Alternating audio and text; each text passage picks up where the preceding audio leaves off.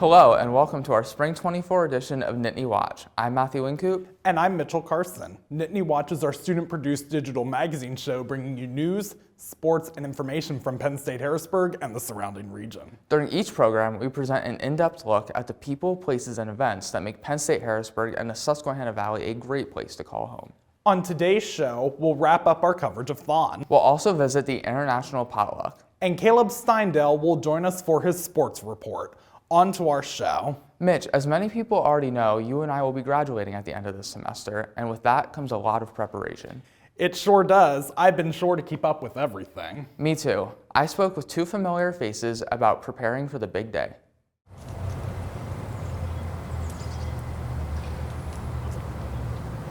For seniors, it is that time of year when it is necessary to prepare for graduation. There are several steps seniors need to take in order to graduate. If you haven't done so already, be sure to apply for graduation on Lion Path. After that, reserve your seat and let Penn State Harrisburg know you plan to participate. Starting on March 22nd, seniors can purchase or rent regalia including caps, gowns, and hoods. Be sure to download a free parking pass for you and any guests.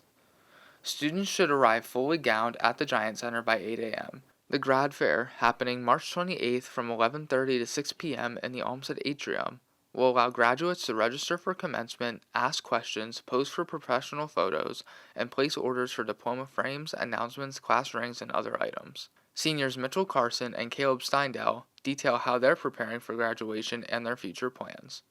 I think Penn State Harrisburg is helping prepare me by making sure we do things done on time, keeping with deadlines, because deadlines are important, and making sure it's done well and done efficiently. Penn State Harrisburg has helped prepare me for graduation in a number of ways, but I would say one of the biggest ways has been the care and intent that professors take to make sure that we get the best education. I've had a lot of real-world hands-on experience that I'm going to be able to take with me into any job and any field that I decide to pursue and go into.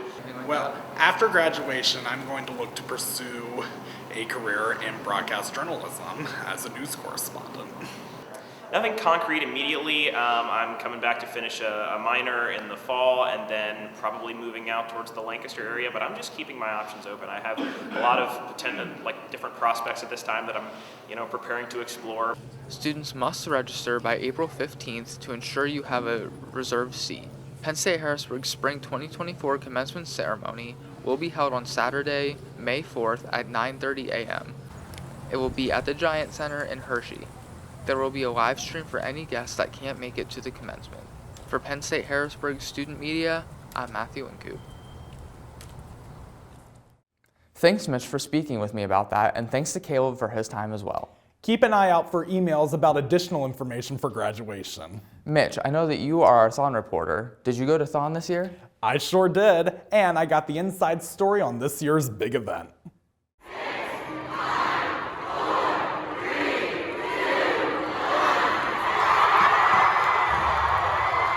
Penn State hit the dance floor as Penn State Harrisburg and all Penn State campuses filled up the Bryce Jordan Center at University Park for Thon.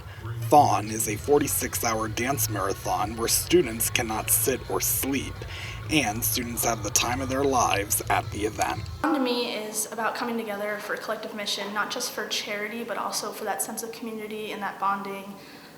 It's about being a part of something bigger than ourselves. It's not just looking forward to Thon Weekend and that 46-hour event, which of course is a huge, part of it. That dance marathon is super fun, but it's all about, again, coming together to be that difference that you want to see in the world and making that change. The role of a Thon dancer takes a lot of dedication, and the students take the role with pride and joy. Being a Thon dancer was an honor and a privilege.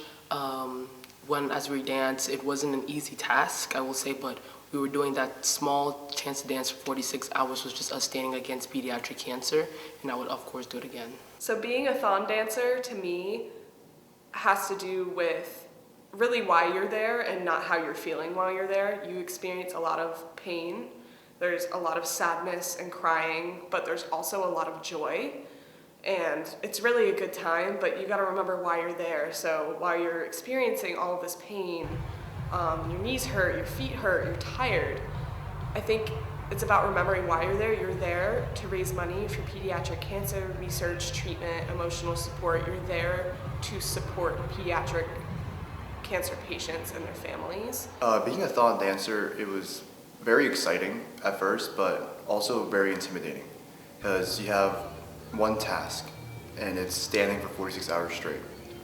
And that's a daunting task, physically and mentally. So, but thon does give you a lot of resources to keep yourself distracted, and they kind of focus on you having fun. It is an honor to be a thon dancer. It is very fun and exciting. There's a lot going on over the weekend. However, it is very difficult. It was probably one of the most painful things I've ever done. It takes a lot of mental strength and energy to push through. While the students dance, it all comes down to one specific matter. Thon means to me giving kids a chance to be kids at the young age. You don't have to think about health issues, because that's not something that anybody wants to think about. So giving kids a chance to just be kids and just live their lives like we all do is why I thon. Thon means to me that I'm a part of something bigger than myself. I think once you find your space in something like thon, you just feel like you're actually making an impact on the world and on your community. Okay, so thon, I think it means to me helping others any way you can, whether it's like raising money, spending time with them, making them laugh so they can ignore their troubles. I feel like just helping others is what thon is. Thon means the world to me. It helps promote a cause that I'm very passionate about. I've had family members who've been affected by cancer, and it really does change the world in a sense. And so to be a part of thon gives me so much life because I know that there's so much purpose behind it. Thon soared to a new record this year, raising $16,955,683.63. And it's for the kids. Mitchell Carson, Penn State Harrisburg, Student Media. Wow, that looks like a lot of fun and was for a great cause too. Absolutely. All the money helps fund research along with helping kids with pediatric cancer and their families. And it's for the kids. We'll be right back with more Nittany Watch after this message.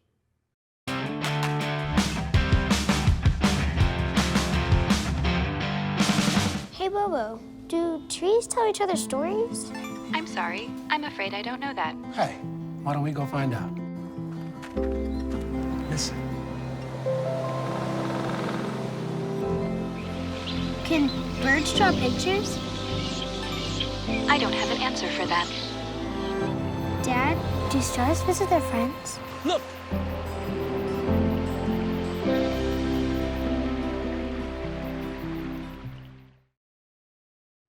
Matt, have you ever heard of the Bubble Tea and Painting Night event? I haven't, but that sounds like a great combination. It is an event organized by the International Women's Group here at campus. Let's take a look with reporter Rexa to see what they did. Bubble Tea and Painting Night is an event organized by the International Women's Group where girls come to have boba tea and do their paintings together. The International Women's Group is an all-female community here at Penn State Harrisburg, open for girls to connect, make new friends, share resources, and support one another. So connection, resource sharing, and also having fun together. Part of that is, you see we've been doing periodically monthly events. So we are trying to get people to explore their identity and their sisterhood, the connection through these activities and programs, and hopefully they would get to, understand American culture while having fun with their fellow sisters, I guess, within the community. Yeah. At the International Women's Boba Tea and Painting Night, we went to Boba Sensei for some bubble tea and some ramen and just a very simple menu, but that was our first stop, and we just really enjoyed the time together, hanging out and enjoying some good food and some good bubble tea.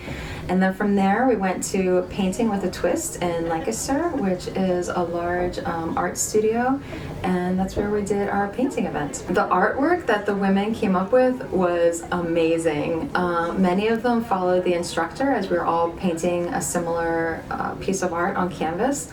But then there were a handful of girls who just really let their creativity come out, and they chose to do their own paintings on canvas, and they were just beautiful. I was amazed at the artistic talent represented among our international women. Just to go and paint and be in a safe, creative, peaceful, stimulating environment together and have that unique shared experience was really wonderful.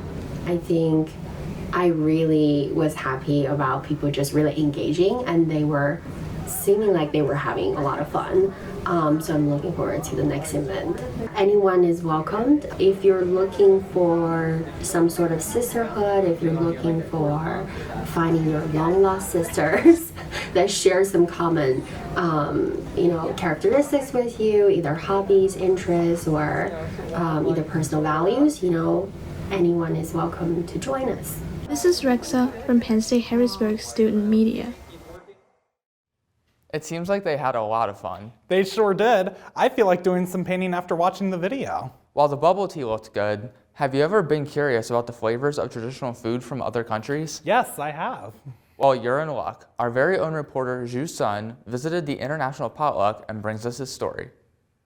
Bring a dish representing the cuisine of your country, or from a cuisine that you are passionate about. From savory to sweet, spicy to mild, we will weave a tapestry of flavors and cultures. Come celebrate diversity with us.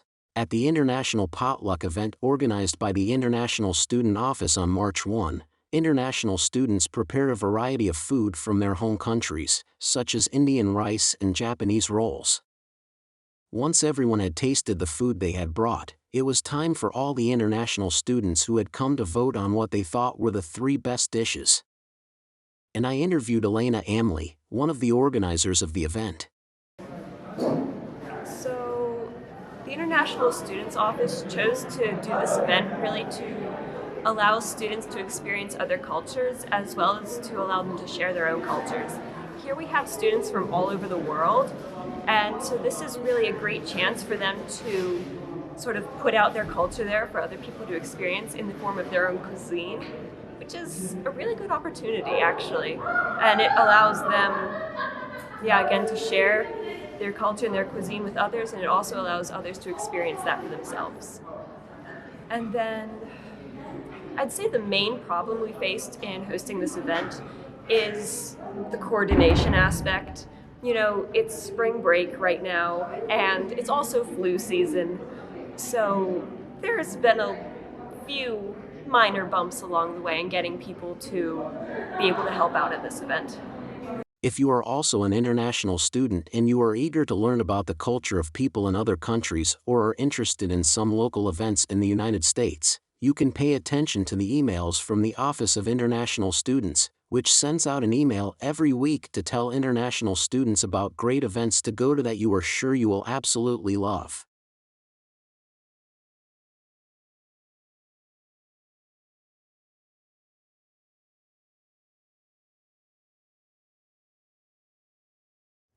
Thanks, Shu. Great story. I wish he had brought some of the food back with him. That's for sure. If you missed this event, don't worry. Keep checking the International Students Office emails for future event listings. We'll be right back with Caleb's sports report after this message.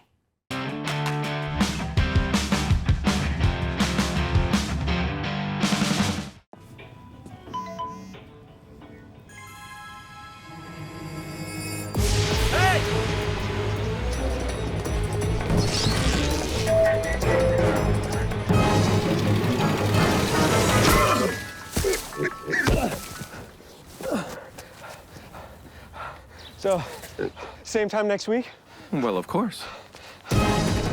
Put away a few bucks, feel like $1 million. For free tips to help you save, go to Feed the Pig. Greetings, everyone. My name is Caleb Steindel, and this is your Nittany Watch Sports Report. We'll start with baseball, and the Harrisburg team has really been hitting its stride over the past 2 weeks. The Nittany Lions are 12-5 on the year with a 3-0 conference record and a current 8-game winning streak. The terrific trio of Sassaman, Leonard, and Brzezowski has been fueling this success lately. Junior infielder Drew Sassaman leads the team with a .391 batting average and an impressive 5 stolen bases, while senior outfielder Kevin Leonard paces the Lions with a whopping 6 home runs and 25 runs batted in. Sophomore pitcher John Brzezowski has 3 wins and 25 strikeouts. On the women's side, the softball team is also crushing things with a 7-3 record. They have yet to face a conference opponent, but they've been playing like a team that can really make some noise down the stretch. On the pitching side of things, it's all Mackenzie Sauty this year as she paces the team with a 135 earned run average, 5 wins, and 38 strikeouts. Freshman Kara Bicyker leads the team with a 448 batting average, and Olivia Hernkane, Maddie Lehigh, and Alexis Brown lead the Lady Lions in the home run, stolen base, and runs batted in categories. The softball team plays at home on Friday, March 22nd against Keystone, while the baseball team's next game comes at home against Wilson on Sunday, March 24th. Turning to tennis, the men's and women's teams have experienced decidedly opposite season trajectories so far. The men began winning 5 of their first 6, but now they sit at 5-4 after dropping 3 straight. However, they're still above 500 due largely to the star freshman Cooper Wheeler, who is 8-1 in singles on the year. Owen Wu and Derwin Merca are 4-1 to lead the way in doubles. On the flip side, the women's team started out struggling, but they've won 5 of 6 to get to 5-5 overall. Freshman Allison Wooten is 9-1 in singles, while Anita Liu is 7-2, and Olivia Bandini is 4-0. Doubles have belonged to Wooten and her partner Brianna DeSantis, and they are an impressive 9-0 on the year. Both teams travel to Gettysburg on Saturday, March 23rd for the next contests. Finally, we'll briefly recap the basketball season for both men and women to catch you up in case you missed it. The men's team wrapped up a historic season that included a #1 seed in the Volt Division of the United East, a United East Championship victory, and a win in Round 1 of the Division III tournament. On March 2nd, they lost at #7 seed Guilford, ending their run of success. Danye Baylor-Carroll earned several accolades at the end of the year, and he led the team in points. Fellow guard Nate Curry led in rebounds, center Alex Leiba led in field goal percentage. On the women's side, the Lady Lions also won the United East Championship, making the NCAA Division III tournament for the first time in program history. They lost in Round 1, but it was an incredible year nonetheless. Gianni Correa led the team in points, Siani Red Howard led in rebounds, and Allie Lister paced the team in field goal percentage. Both men and women are now into the offseason, and they'll prepare to defend their title in 2024. To keep up with Penn State Harrisburg sports all year round, visit the school athletic page at athletics.hbg.psu.edu and follow Penn State Harrisburg Athletics on social media. Keep up to date with sports on the Blue and White Journal website at pshblueandwhitejournal.com. Thanks, Caleb. Well, that brings us to the end of our show. You can watch our show on the Penn State Harrisburg Student Media YouTube channel. Or check out our link at the PSH Student Media website, pshblueandwhitejournal.com. For all of us here at Nittany Watch and WPSH TV, thank you for watching.